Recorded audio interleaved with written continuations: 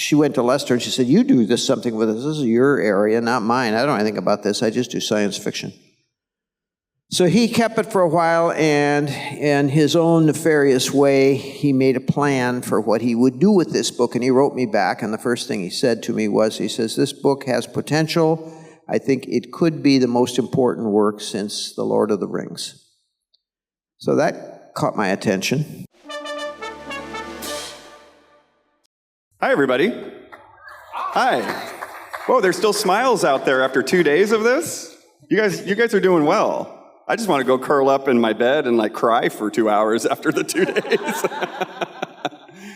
I'm just going to call this what it is. It's the Terry Brooks Spotlight panel. We're going to talk about Terry, and I'm going to give you a social security number, his bank account. I'm going to, yeah. That's not going to help anybody.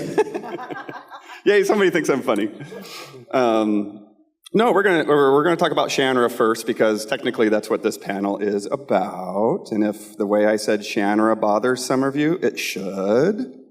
We'll talk a little bit about that too, I'm sure. But we'll talk about everything that's going on with Terry Brooks here. Let's give him a big round of applause for being here.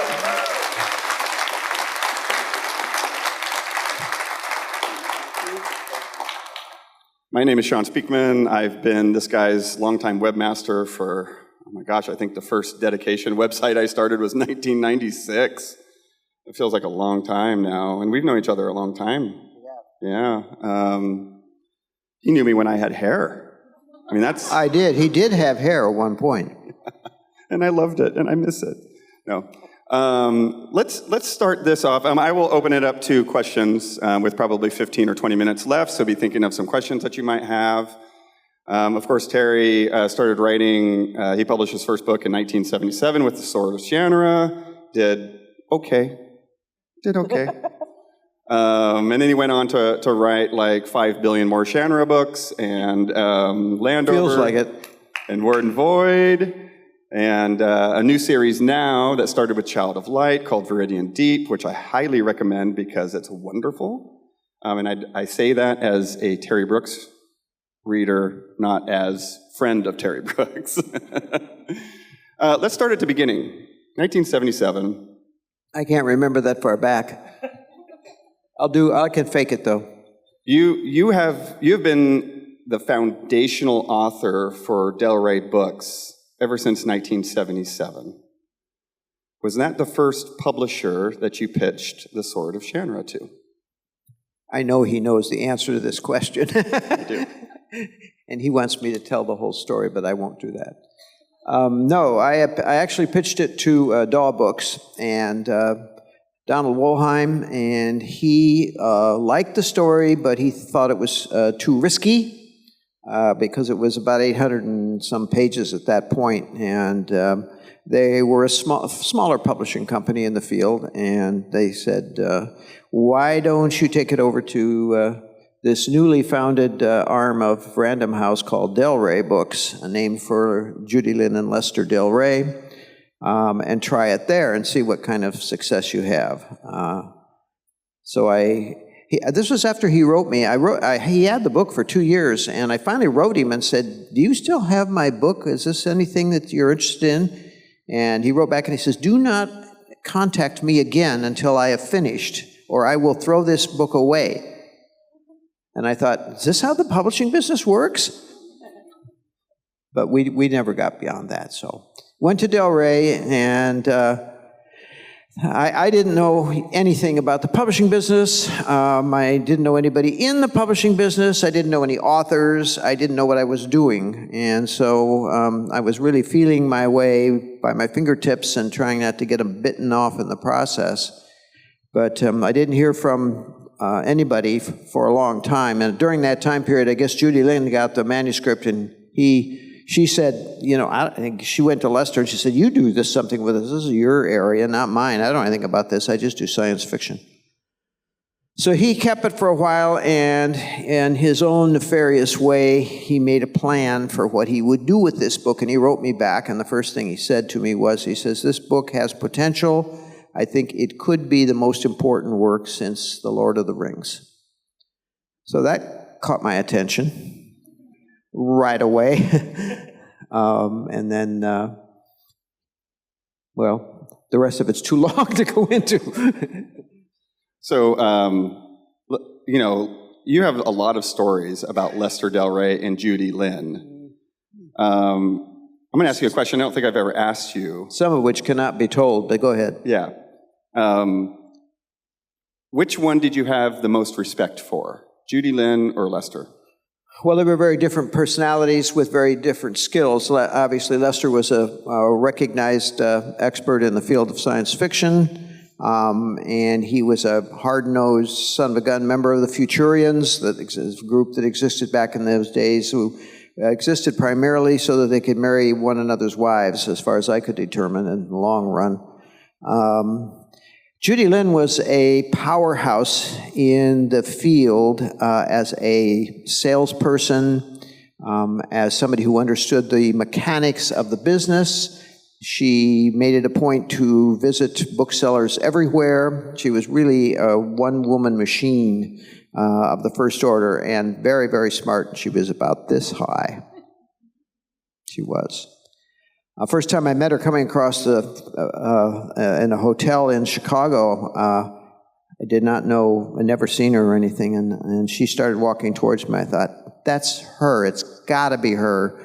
This is science fiction fantasy. It's got to be her. And it was. And she was very smart. And she always called me Brooks. She never called me Terry. She always say, Brooks, you should pay attention to what I tell you and you'll be better off, which was usually true. Those, the first 3 Shannara books have great artwork, not only the cover artwork, but also the interior artwork in them. Mm-hmm. Do you have any idea how Lester was able to grab the Hildebrandt brothers to launch Sword with, and why he chose to do that? I think they'd done some other work, and they were for the Del Rey people, and they knew each other, and the brothers Hildebrandt were looking to do something new and different, and they jumped on this project pretty fast. And they were the right people to be doing it at the time. It's hard to think back that far because things were so different. We're talking about 1977, for Christ's sake. Most of you probably weren't alive then. Well, maybe a couple of you. But I'm always amazed. I'm here. I started out as the youngest person in the field. You know, all the other writers were older than I was. And I was in awe of everybody because I'd read most of their work, and you know, they also looked older than I did. And now I can't get used to the idea that I'm the oldest one in the field, and that they're all, you know, somewhere else. So Sword publishes. It spends 16 weeks, I think, on the trade paperback bestseller list, which was amazing at the time. Lester was proven right that it was an important book. I would assume that right after that, he said, I need another book as fast as possible. How did that work out for you? Actually, he was more subtle about it. He had Judy Lynn say, your book is doing really good. You've achieved everything you could possibly achieve as a first-time writer. I assume you're already working on the next book. And not being a fool, I said, of course I am. I'm already working on it right as we speak, having no idea what I was going to do afterwards. Well, anyway, so you want me to tell this story. So I wrote the next book, and it was called something or other, something Song of Lorelei. And I sent it, but I got about 400 pages through it, and I thought, you know, I don't know where I'm going with this thing. I'll ask for help. So I sent the book to Lester and said, I'm having trouble with the ending to this book. Do you have any thoughts about, you know, where I might go and so forth? And his response was, you should go straight to the ash can and throw that book away. And how many of you knew this? How many of you knew that Elfstones was not the second book? Eugene? Yeah, hard to Eugene, that's it. Yeah, it was, and so I just, you know, I sat on that for a few days trying to decide what that meant. And the things that a 30-year-old might think, I suppose, came to mind, which was, he must be wrong. You know, I'd just been on the bestseller list for umpteen weeks. This book has been everywhere. It's sold millions of copies. This book has to be okay. He's just missing the point somehow. So I called up Judy Lynn, taking the back door, and said, you know, I think, she says, Brooks, how are you doing? In those sad tones of voice, like, you know, it's the end, it's too bad, but we had a good time. I said, you know, Lester must be mistaken about this. This can't be right. It can't be just off and throw it away and let it go. There must be some way. And she said to me these memorable words, which I have never forgotten. She said, Brooks, Lester is always right. Call you later. And what happened is and then she also said, wait, there's something coming for you. Wait till it gets there. And what he sent me, remember, I'm a young writer who's never done anything. So for me, it was all new ground. And I didn't know how this worked, and I was really getting worried. He sent me back my manuscript with yellow pages all the way through it, in which in each or almost every page, he wrote, this is what's wrong here. This is what you didn't do right. It was like a primer for how not to write a book and an explanation of why not I don't know how many pages he must have written or how long it took him to do it. This would never happen today in the field. It would never happen. So after I read it through and regained my sanity, I thought, you know, he's right. He's right. He's right about everything he wrote down here. The whole thing is a mess. So I cannibalized it, saved what I could of it, put it all aside, and started over again, and then I wrote Elfstones.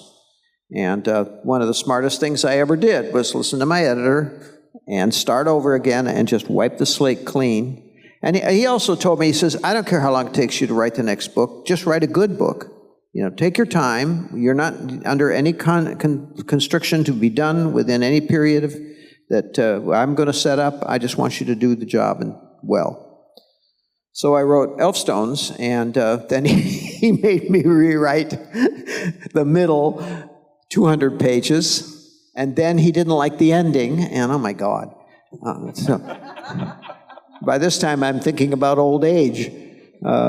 But it was a really good thing for me to experience, because not having the background I should have had to be a writer, I got it all in about 3-4 years in big time professional engagement, and that helped me from there on in to know how to put a book together and make sure that it wasn't going to be bad. What were the just as a follow-up to that, what were the edits like on Wishsong then? Oh, he loved it.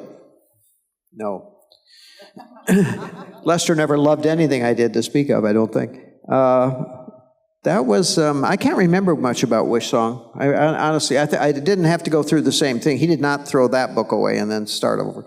But I remember there were rewrites. There were always rewrites in everything that I ever did for Lester, because that's how he operated. And his solution to things, I learned early on, was he'd say, you need to do this and thus and so to make this particular section work.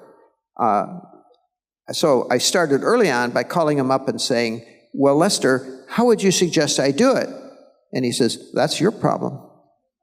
You figure it out. So after a while, when he told me how to do things, I'll say, you let me figure this out. He didn't like that.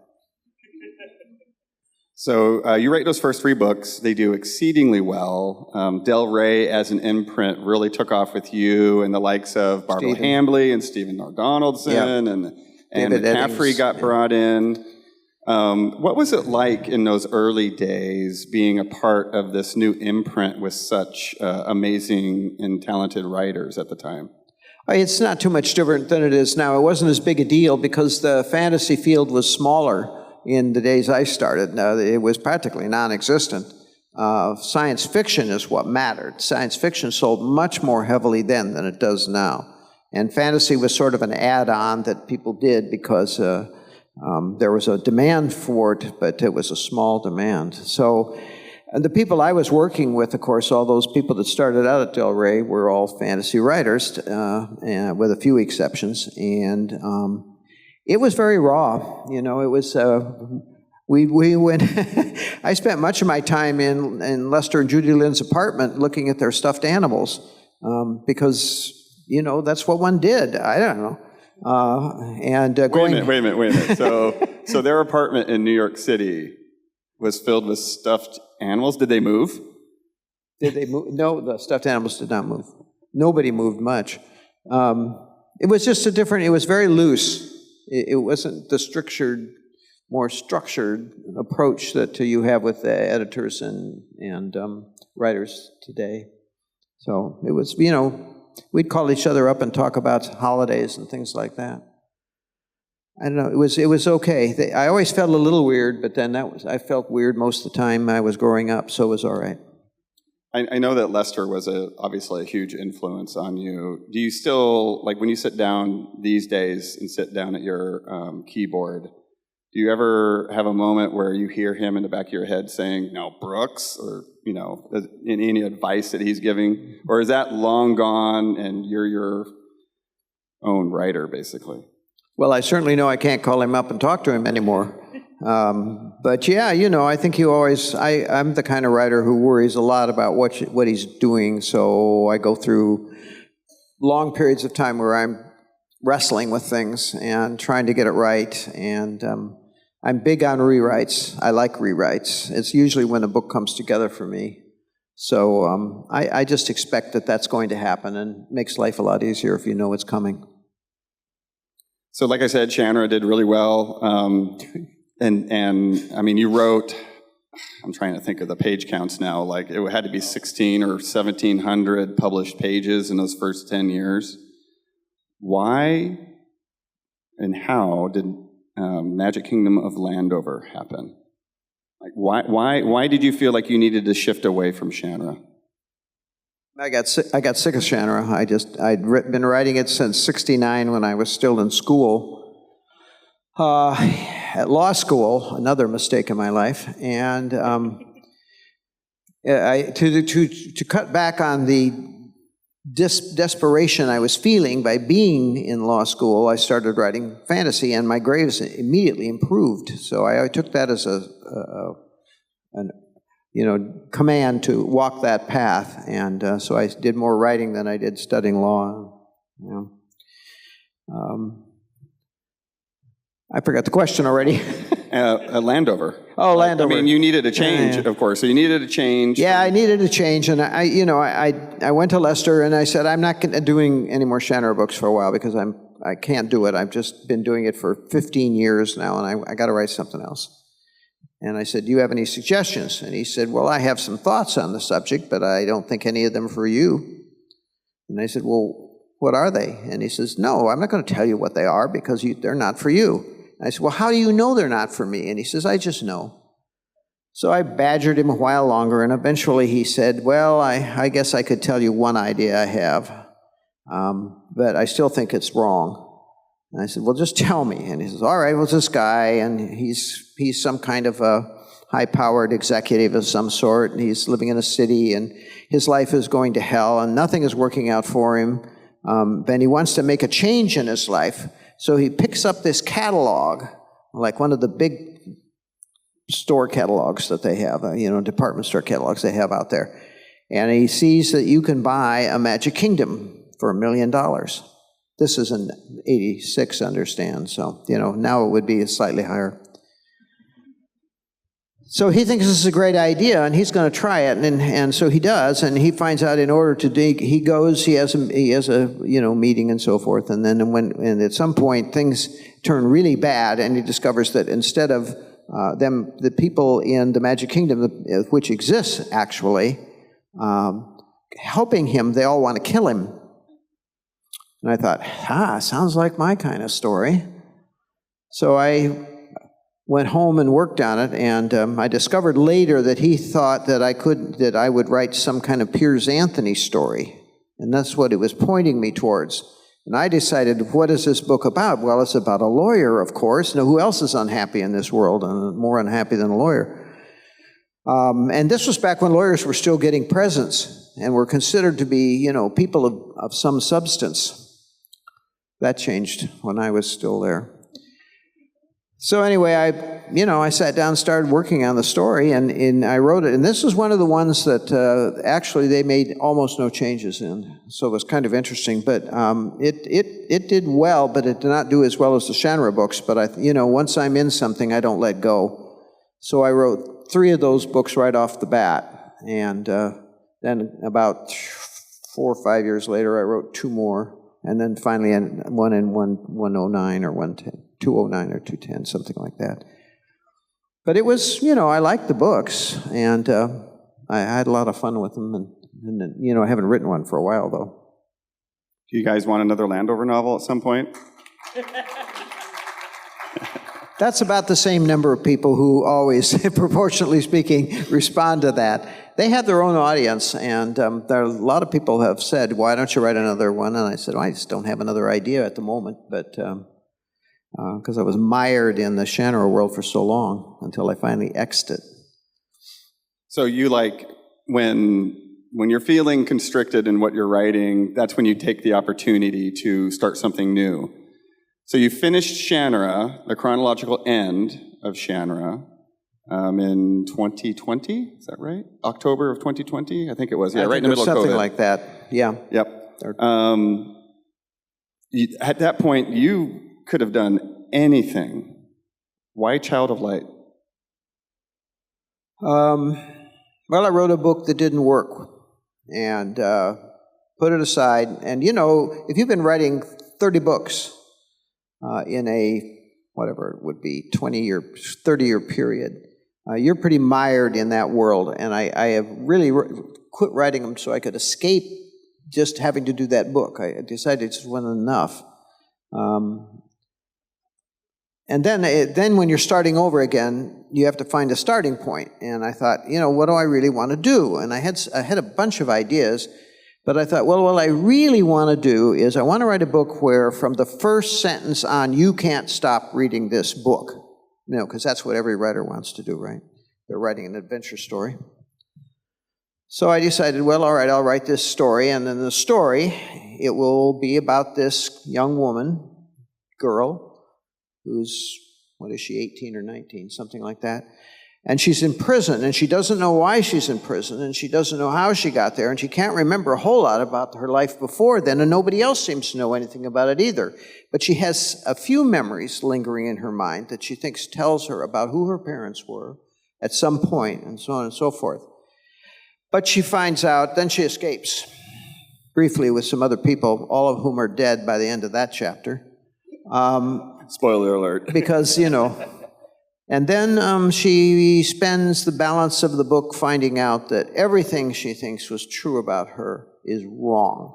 And everything she thought was the truth about her life is wrong. And everything she thinks she knows about the people who say, we are the people who are mostly responsible for who you are, is wrong. So it's a whole system of breakdown in her values and her sense of what she is and who she is, and her discoveries of her background. And I thought, now there's something that people can't put down. And it turned out, actually, as far as my editors were concerned, I was right about them, at least. But it's hard to get people started on a new series, so, it hasn't had the power of the Shannara series or the Magic Kingdom series, either one. But one doesn't give up. Well, it's a relatively new book, so right. I think it needs to find its audience. You got to give it. You can't have best-selling books every time out unless you're Stephen King or you're cheating. One of the two. All right, we can open this up to some questions here. I'm going to ask one more question while you guys figure out the questions you're going to ask. I'm going to ask one more question that invariably pops up, and that's about Word and Void and how Word and Void got tied to Shannara. Can you talk a little bit about how that came to be?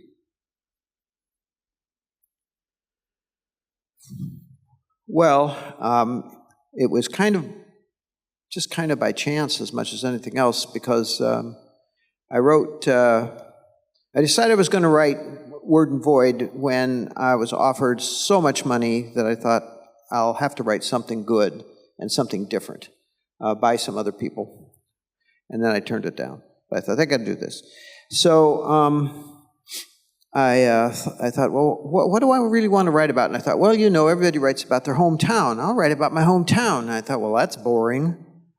Sterling, Illinois, who cares? And it's a small town, like every small town, and I grew up in it, and it's not the same anymore. It was a steel mill town. Steel mills are all gone. It's now mostly a medical center, I think, for many ways. But I have a lot of memories from there, and that's shaped my whole life. So I thought, well, what do I want to write about? And I thought, I'm back to the same thing again. I want to write about somebody who has an amazing amount of magical power, but doesn't understand why or where it's from, all that kind of stuff. So that was kind of the impetus for doing that, and then it eventually morphed into, this is the destruction of the world potential kind of thing. And it was a 3-book cycle. It was to be only 3 books and never anything more, and I've been asked again and again to write more of those books, and I just say, no, that's it. That's it forever. And I've not regretted that, because I feel those 3 books are maybe the best books I could write, and I don't want to mess that series up. Yeah. Maybe it's hubris. Well, they're my favorites, so any Word and Void fans out there? Yeah, they're my favorites. I mean, I grew up on that originally trilogy, but they're my favorites. Questions? See, I silenced him again. So when I was young, I really gravitated towards young girl adventure mystery stories, but in the 3rd grade, I read Sword of Shannara front to back, and that was my entry into fantasy, and it was one of those books that became a friend. Like, I read it over and over through the years. So what was your entry into fantasy, or what book became one of those, companions for you as a child? Or older? Did I mention that I don't hear very well? Sorry, I am very quiet. So for you, what book was your entry into fantasy? Or what book was your companion book that you would always return to, that you read? Oh, what did I read to get into this field? Mm-hmm. I grew up reading a lot of things typical of the age I was at. So dog, pony, Black Stallion, Hardy Boys, all that kind of stuff early on. And then along about 4th grade or so, I went into fantasy, not into fantasy, that didn't exist, into science fiction. And I read everything in the field of science fiction. And you could do that in those days. We're talking about, the 50s. So I read it all. And then I moved from there to more stable literature, because I had teachers that insisted on it, and that sort of thing. So I read a lot, and I read all over the place early on. And I've told people before many times I did my senior thesis on William Faulkner, who I just thought was so wonderful. Strange man, but boy, could he write. I think I really didn't get into. I was reading what. My brain is going out as my age declines. I was reading the old fantasy tropes that have been around forever, and a lot of historical things of that sort. So I was kind of all over the field in that sort of work, but I hadn't read any true fantasy to speak of until I read Lord of the Rings. And Lord of the Rings was the single biggest influence, because that's what I'm going to write, something on that area. But before I did that, I did a lot of writing. I wrote the Great White Whale story, and I wrote Shane again better. A few things like that I really was interested in and felt like that was something I could explore. But I really was enamored of the fantasy concept, where everything is possible if you can make it seem possible. It has to read for me, fantasy has to read like, this is what can happen every day. This is the way it can be. And it has to mirror what we know to be true about this world. Because if it doesn't, then you're too, for me, I don't go too far away from what I know is true about the way that life works. Limited as it may be. Thank you. Thank you. Hi, Mr. Brooks. Hi. So first I want to say thank you. Your books were part of my childhood and my adulthood. Elfstones of Shannara was the first book I saved money to buy. It got me through middle school. I read it over and over again in middle school. I thought William and Burl was the greatest love story of all time. Magic Kingdom got me through high school, and the next Shannara series got me through law school. So I was reading those books while I was in law school. So my question comes down to one lawyer to an ex-lawyer. What was your law practice like, and how happy were you to get away from that and become a full-time writer? What was his law office like, and My law office? What was your law practice like, and how happy were you to get away from it? It was, fairly miserable.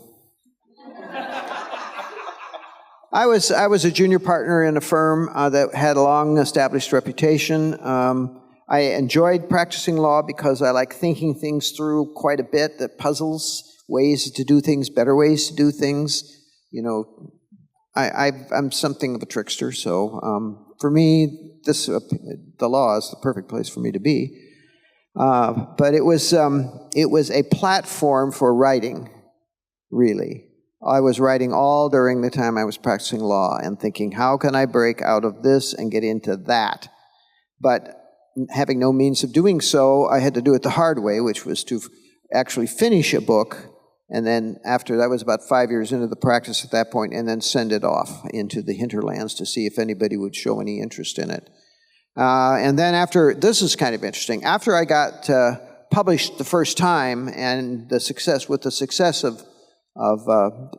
Sword of Shannara, I said to Lester, I don't know why I ever said anything to him, because it always ended up the same way, Like, what are you talking about? This is the way you should think about it. So there was sort of that discussion, and I said, I want to quit. I'm going to quit the law, and I'm going to write full-time. And he said, no, don't do that.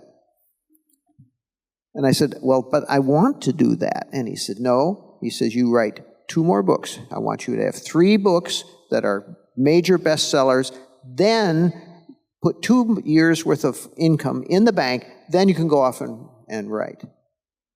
So I did, because, I always did what I was told. And the thing of it is, it always worked, even though it galled me no end. So I did that in this case, too, and I after I wrote the 3rd book, that's when I went off into Magic Kingdom, and that's when...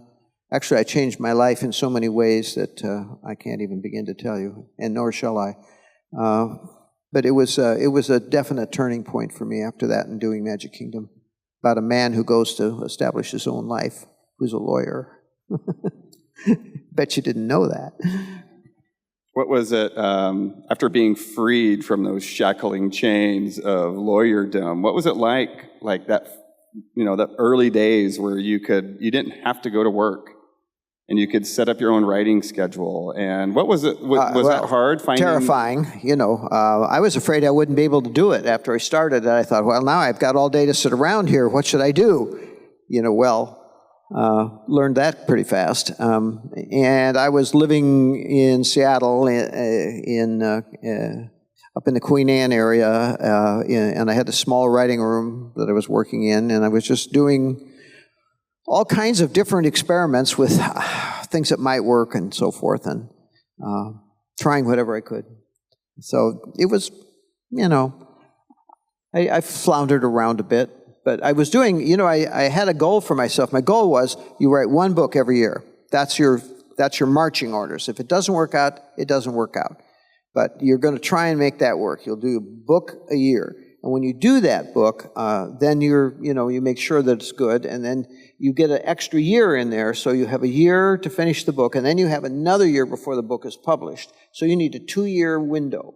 And I didn't write a book in 1990, maybe, and that gave me that extra year that I needed to say, okay, I've got 2 years to do this. That's plenty of time. Yes. Yeah, thanks. So I think for a lot, similar. Had your books in my life for pretty much my entire life from when I started reading. I think your book was one of the first ones I ever read as a Thank you. that length of a book, and that was actually what attracted me. It was so long and had so much detail in there. But I was wondering how you kept track over such a length of time of a story arc, and how you figured in the pieces, right? Because you said like your first book, and then you'd go out and figure out your second book. So I'm guessing you didn't have your 40 years mapped out in front of you at that stage. So what's how did you manage that? I mean, you've gone all over, you've kind of gone prequels, finishing it, like so many different areas. And I'm curious how you kept track of all that. In your head, you have lots of, you keep note, like how do you do that? Just a lot of stuff in there. Just an incredibly brilliant mind. It's, I'm married to a lawyer. You know, I have thing. there's a kind of a, I don't know, rule in the field, I guess you would say, when you're talking about when to say something and when to reveal something in the book. And the answer is, how do you know, the question is, how do you know when to put something into the book? And the answer is, you never put anything into the book until it needs to be known by one of the major characters, and then the reader. But you don't just throw stuff in there because, say, this is a good page to write a whole bunch about, elves and dwarves or whatever. Never do it that way. You always have, it has to have a sense of following in a coherent way through the book. And I have no idea where I was going with this. So the answer is, I guess, I don't worry about what's going to happen maybe in the next book, but not much farther than that. But you then had to start keeping track of all your old stuff, right, for your threads to run through into the new ones. Yes. So that still even if you couldn't look forward, you still had the looking back challenge potentially as well, right? No, I've scrambled a few times. Okay. With things, but mostly the answer is just if you keep track of what you've revealed up to this point, you can pretty much follow where it's going down the road. And also, I always know the end to every book before I start. Always. The beginning and the end must be cohesively connected, and you must know what both of them are. And I've talked to people about this till I'm blue in the face, and I still think it's true. Cool. Thank you. You're welcome. Hey, Mr. Brooks, thanks for coming out. Thank you. I'm one of the people who came to this universe through the TV show. So I was going to ask if you had any stories about the show that you want to share. And Sure. Yeah, I know I'm going out on a limb here. And then Shawn, don't forget you were going to talk about the pronunciation of Shannara. Yeah, actually, this might be a good opportunity to talk about the pronunciation because Terry has a pretty good story about that. Yeah, when I met the writers for the show for the first time before we'd done anything, and they were very effusive about loving the books, and they said these books are terrifically written, they're easy to follow, we won't have to do anything but just find a way to convert it into film. And I said, don't bullshit me. I know how television works, and you're going to change all kinds of things, aren't you? And they said, oh no, we're gonna leave it the way it is. Well, I know how it works. And I'd had some brushes with Hollywood, so I didn't have to, You have to go into this whole TV thing or movie thing with the idea that whatever they can change, they're probably going to change it, or they're going to try to change it anyway, because they're going to have better ideas than you do, they think. So then later, when I was, whatever it was, I was doing with them in Hollywood with scripts and so forth, I noticed they were saying the word Shannara as Shannara? Shannara. The Shannara. Oh, that's it. Yeah, oh my God. And I said, well, that's not how you say it. It's Shannara. And they said, well, who says it that way? And I said, well, for one thing, I do. And that's the way you're supposed to say it. And they said, well, we talked to dozens and dozens of your fans, and they don't say it that way. And I said, well, they're wrong. And they said, well, we think we're going to go with them. So, that's how fast you can get overruled in that business. How was your Nothing. your experience TV besides show? that? Yeah, I mean, you vetted all the scripts and everything. I didn't have a bad experience at all. I don't want to suggest that there was, some kind of dreadful arrangement going on. I had a really good relationship with most of the people that were on the show. I was impressed beyond words with what they did to create this show. I remember flying over to New Zealand where they were filming. I got to go for 2 weeks. Judine and I went for 2 weeks where we were housed downtown and came out every day and watched them do the filming and the process and so forth. That was terrific. Got to meet all the actors and actresses and, just be a part of the whole experience. Went on trips with them to islands and places. Oh, my God. It was fun. It was a lot of fun. Unfortunately, they changed some things I didn't like, but that's the way it goes. I did get them to stop making the young ladies take their clothes off. That was a major achievement. I said, this is not the books. Don't strip them bare all the time, God. But I don't think in the right way, apparently. Yeah. Yes. Hi, Mr. Brooks. Thanks for coming Hello. out. I did have, I've been a fan. I know my friend had shared the original trilogy with me as a teenager, and I've been a fan ever since. So it was around when Heritage came out when I started reading. So my question to you is, the third book of your series drops in November this year, like Sister of Starlit Seas, I think it's called. So typically you do like one book a year. What's on the horizon for, say, 2024? Another genre, since you mentioned before you would revisit that series, or Landover? What do you plan on writing, say, for the next year? Yeah, what are you going to be writing? What are you going to be writing these next couple of years? I can't tell you. No teasers or all? Nothing? I can tell you that I'm doing the third book in the series of Child of Light. Will come out in November. Which that title is amazing, Sister of Starlit Seas. When he told me that over the phone, I was like, that is fantastic. Sister of Starlit Seas. That'll be coming out, and then I'm done with that series for the time being, at least. The time running out on me anyway. And then I'm going to do something else. Okay. Thank you. Yep. Any other questions? Oh, we're going to be done early? What time is it? We got 4 minutes left. Come on, Eugene, you have to have a question. Oh, that was your question? What's writing next? Yeah, go ahead.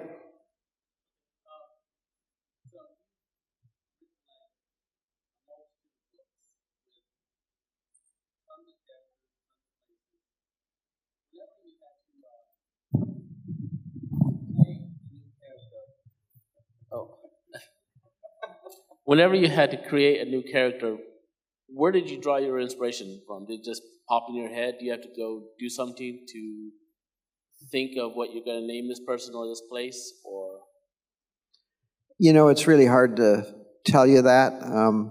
I have little people running around inside my head all the time. And more so as I get older, I discover, which is kind of interesting.